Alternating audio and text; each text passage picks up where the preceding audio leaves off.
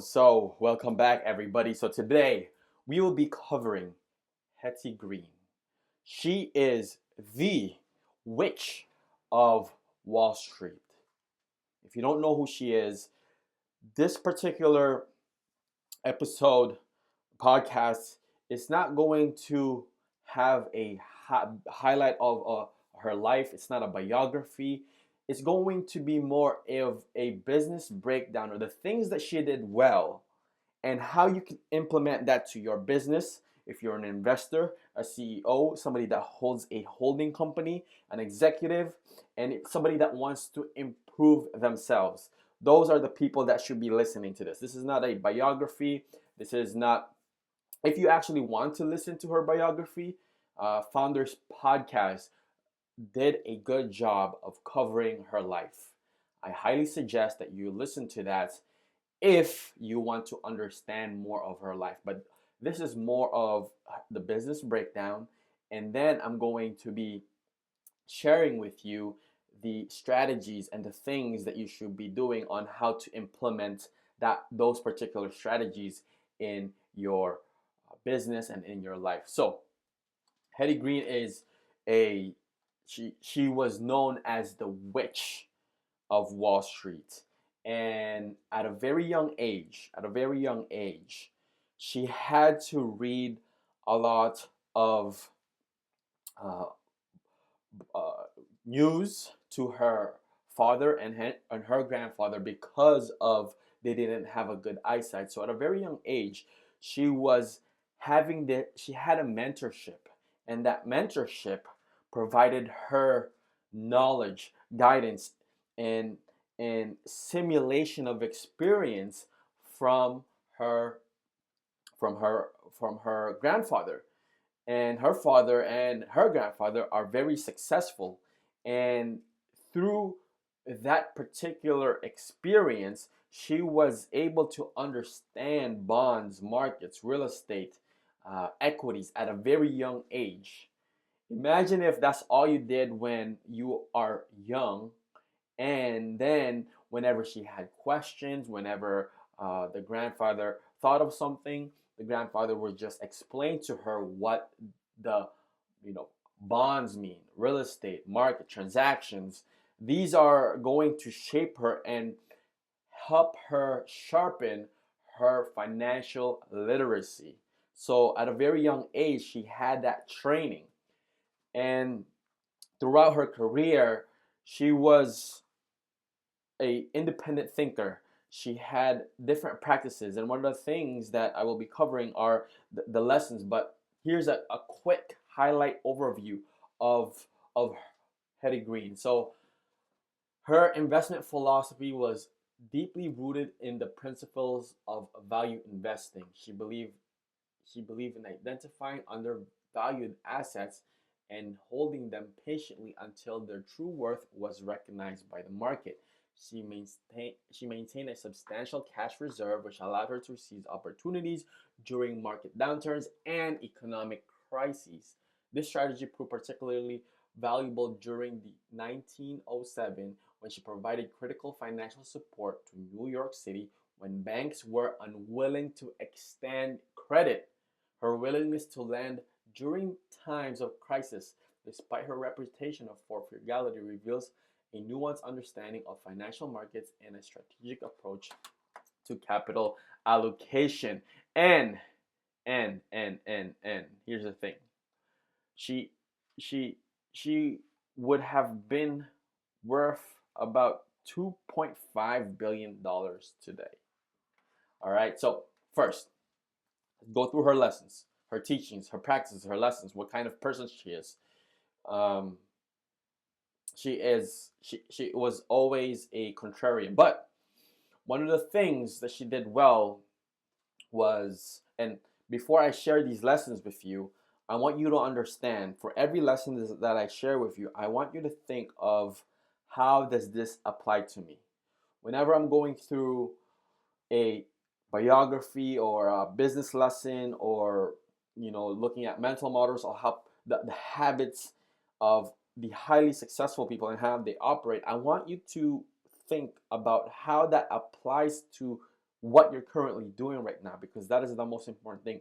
My job here is to share great ideas from great people and then help you apply those great ideas. So the first thing that Hetty is known for is liquidity. Liquidity, liquidity, liquidity. She was very frugal. Okay. She maintained a cash reserve to seize opportunities during market downturns. Green's substantial cash holdings allowed her to act decisively when others were forced to sell assets at decreased prices. So when you look at when you have a big cash reserve and there's a market crash, you have now an opportunity and a chance to buy businesses, real estate, bonds, assets that are undervalued in pricing. If you have a cash reserve, if you are wise with how you spend, invest, and save money, then you're going to set yourself up for great opportunities to be able to move quickly when buying things. Let's say there is a property, a business, or a business that is on for sale. Person A needs to raise money or has to talk to the lenders to buy that business. And let's say that business needs to, the owner is retiring or has medical conditions and needs to sell that business quickly. And person A is interested in the business, and that person needs to raise money. That person needs to either do commercial financing or needs to raise and talk to investors to get that money. And person B, okay, person B has that cash to pay for that great business. Which one do you think has the advantage? And I've seen this over and over again. The person that has that cash reserve is the one that's able to move quickly, and speed loves money. Money loves speed. Money loves speed, okay? Money loves speed. So if you can execute and move quickly, then you'll be able to get great assets, business opportunities, and it gives you that advantage to do it quickly. So this is what she's known for. She was really known for being frugal.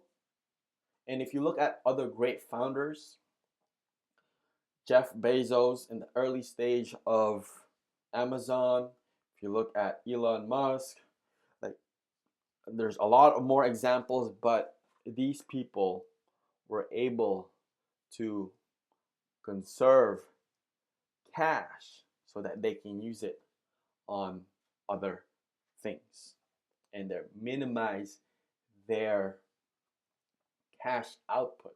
All right, so liquidity, being able to have that big giant amount of cash, so when the opportunity arises, you're able to move quickly. And she is, like I said, known for being frugal. She's known for being frugal, and that obviously has advantages and disadvantages. So she's holding back on the way she lives.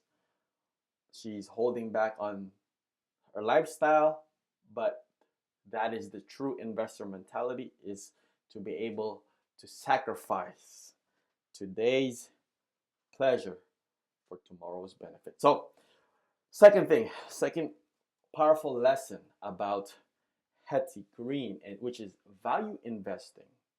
Okay? Value investing. So she is very educated with the market and when it comes to investing. So one of her strengths is identifying undervalued assets with strong fundamentals and hold them for a long term. Green meticulously researched companies and industries before investing, focusing on those intrinsic value that was not yet reflected in the market price. Who does this sound like? It sounds like Warren Buffett, investing in strong fundamentals and hold them for long term.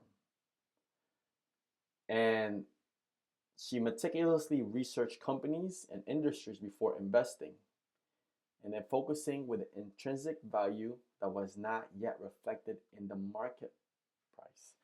So she saw the opportunity to buy, when there's ever a chance to buy undervalued assets, she would hold them for long term.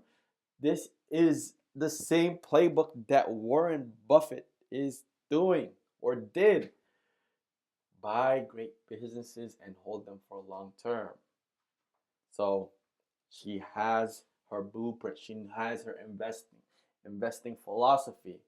Now, as a person, if you're an investor or if you run a business, if you have a holdco or an executive, what is that philosophy that you have? What is that mission that you have for your company? What is your investing philosophy that you have when it comes to your style?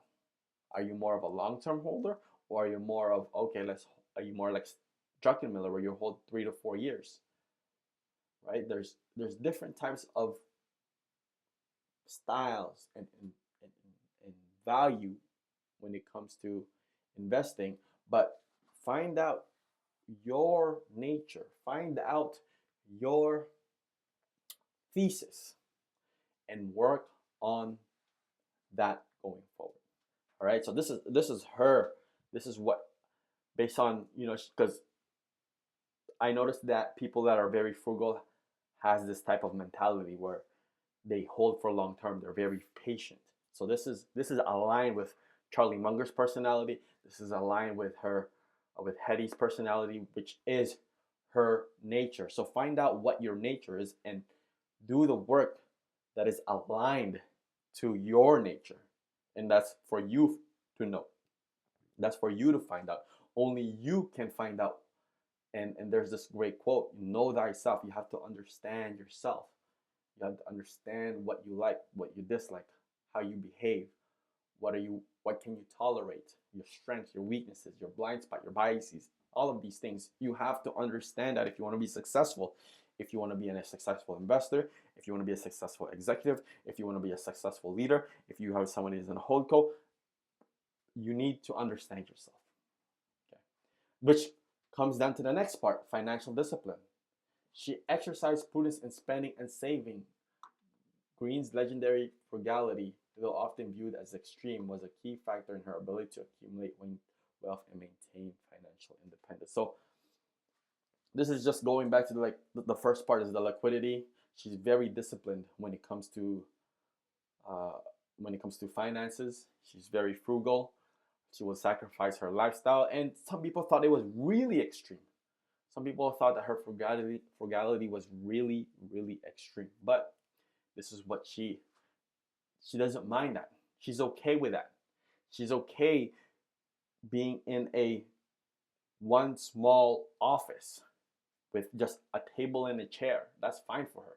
Some people, they can't live like that. Even though they have, if somebody might have millions and billions of dollars, but they still don't want to live that lifestyle. So it all depends on what your nature is. You have to understand yourself. But the next lesson is Hetty was economic cycles mastery, right? She was a master when it comes to understanding economic cycles. So she understood that the markets move in cycles of boom and bust. She capitalized on the downturn by acquiring undervalued assets and waiting for recovery. And then she would buy when prices are low and sell when prices are high. Green's contrarian investment strategy involved capitalizing on market downturns and selling assets when they reach their full potential. So this particular strategy, you have to understand the economics, you have to understand the markets, and having that education at a very young age and having that guidance from her grandfather, she was able to understand, see the patterns, see the signals. And when she saw those signals, she was making the right decision and the right move.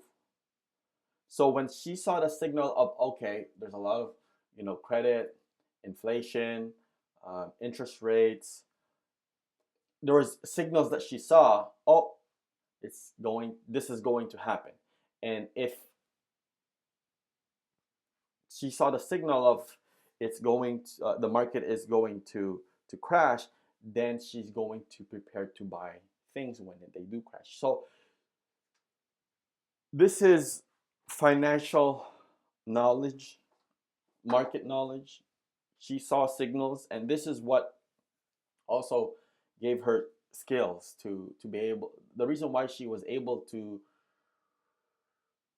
really understand the market is because she put in the years of education, the time in to understand the market. Now, how does this apply to you? Well, if you want to understand a subject, okay, you have to put in the work. If you're not putting the work, have somebody in your team put in the work. And especially now with the age of AI, there's a lot of resources that you can use to help you with getting the right type of data and information. If you want to go to McKinsey, if you want to go to Bain, if you want to use YouTube, if you want to use AI, there's a lot of resources that you can use out there for you to get the result that you want. And understanding data, understanding the economic cycles, this doesn't necessarily have to apply to the economic cycles, but this is just understanding what your market is. John Gray, I covered this in my other podcast, where John Gray, they were looking at the data, and based on the data and their intuition, John Gray's team and him made a decision of investing into data centers, and that data centers gave them a good amount of return on investment, 20 times fold. Now, somebody understood what was going on, and with the development of AI, they were able to then make the right bet. If you have the right type of data, if you have the right type of information, you can make the right bet. So she was a master at this, because she always predicted at the right time, and also she was able, when the markets crash, she was buying a lot of assets.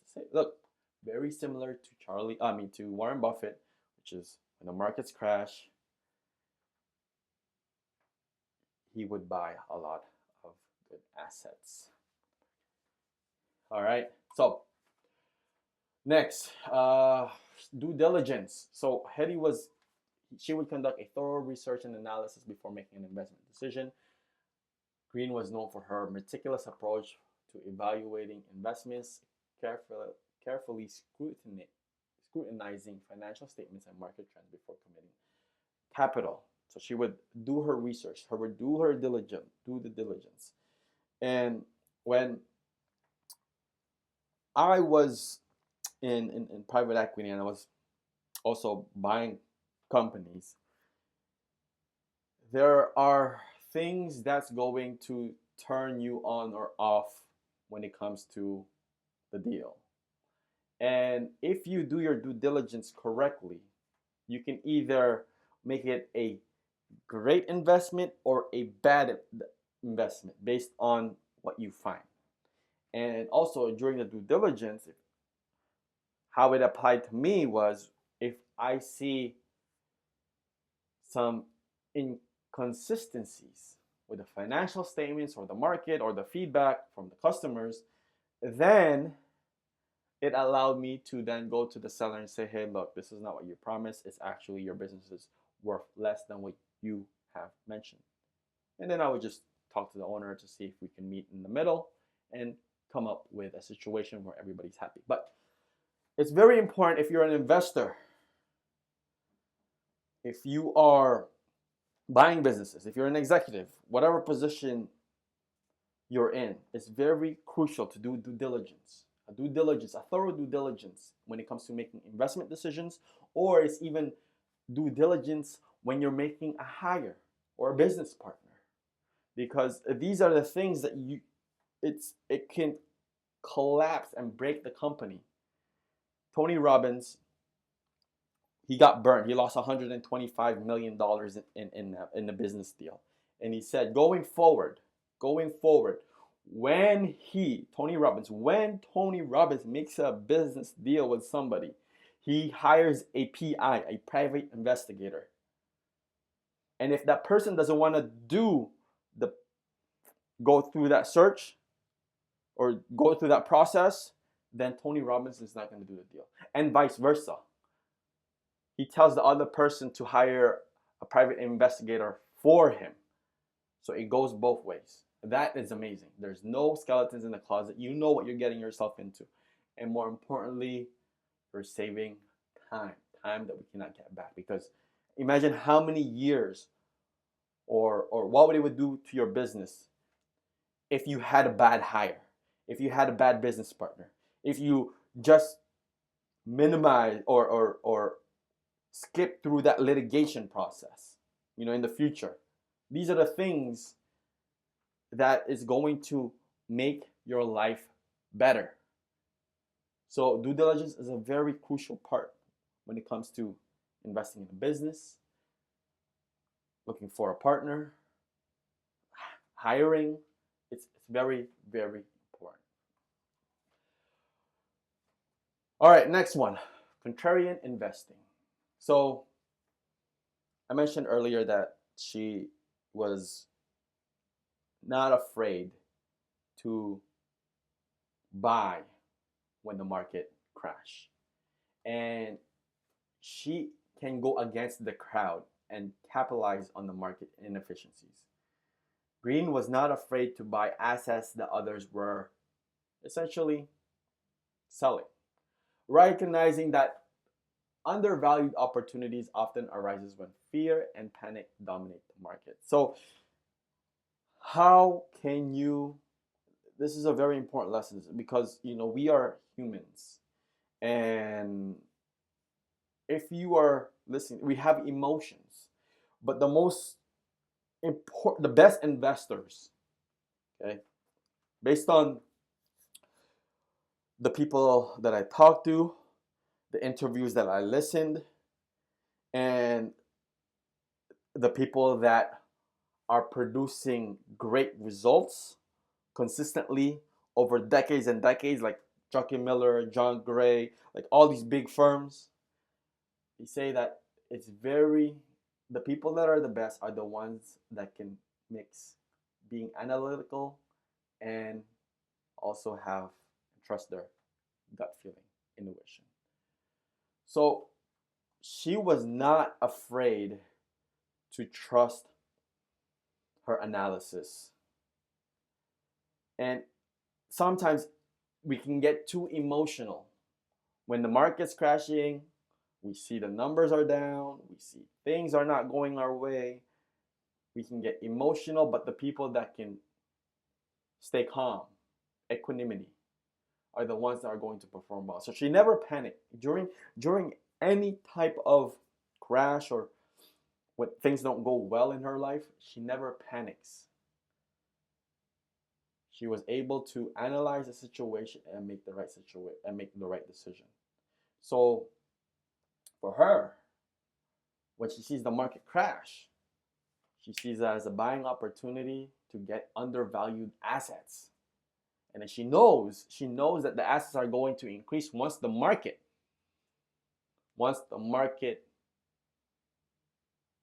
goes back up again. So that's where she capitalizes on her money. And on that topic, she is an independent thinker. She always trusts her judgment. She always believed in herself. And she's not worried about other people's opinions or what they're going to say. She relied on her own research and analysis rather than blindly following advice of others, even when it meant going against conventional wisdom. So this is, you have to have that trust and judgment within yourself that you make and can make the right decision. And being able to be an independent thinker.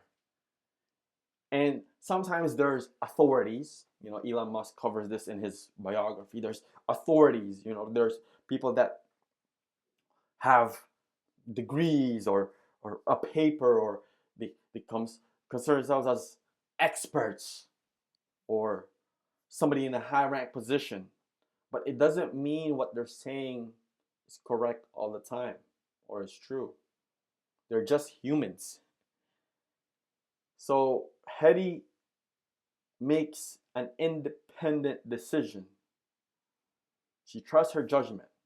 And same thing with Elon Musk. There was a time where they said that, they couldn't fly the rocket to space because of a certain situation in the parts. Well, Elon Musk said, why not? He then shifted his thinking to first principles thinking. Let's get to the root of the problem. And that is very, very important, to be able to be an independent thinker. Do not just blindly say yes. To have that judgment. Always think from the first principles thinking. If you don't know what that is, I have covered that topic in my previous videos. I highly suggest you watch it. But you need to have that independent thinking and trust yourself. Believe in yourself. If you don't have the right type of, it's okay to then ask, gather data, the right type of data, gather the information, and then from all that information, you can make the right type of judgment. Now, all right, I got two more. This will be quick. Leadership. So her leadership style is, I want to first say a story of, she had a son, okay, and she made that son the CEO and in charge of a railway company. And the son is not as experienced, doesn't have any experience when it comes to a railway. But he worked his way from the bottom to the top. And the son has problems in terms of issues that he's dealing with in business. And he, to the point where he was scared to even make a decision. The son was scared to even do anything. He felt like he was lost. So the son would write letters, physical letters, to the mom, which is Hetty, and there was no response. The son then went to, mind you, the son was in Texas, around Texas, and then he went to New York to meet his mom and ask her for advice. And the mom said, I'm trying to teach you an important lesson, which is become self-reliant. Act as if I am not here. Act as if you don't have access to me. What would you do?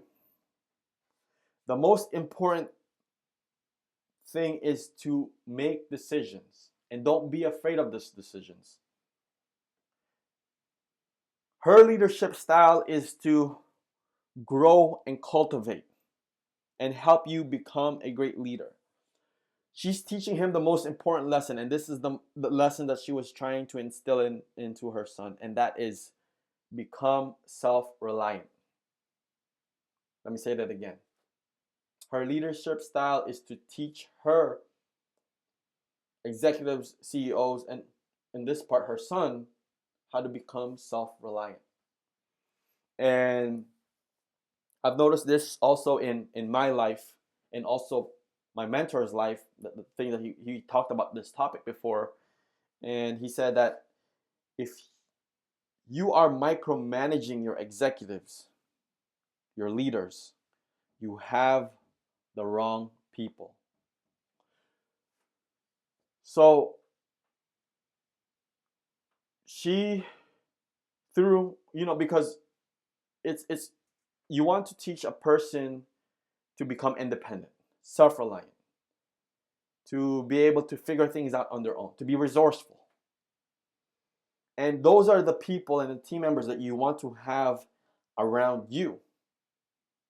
People are independent, resourceful,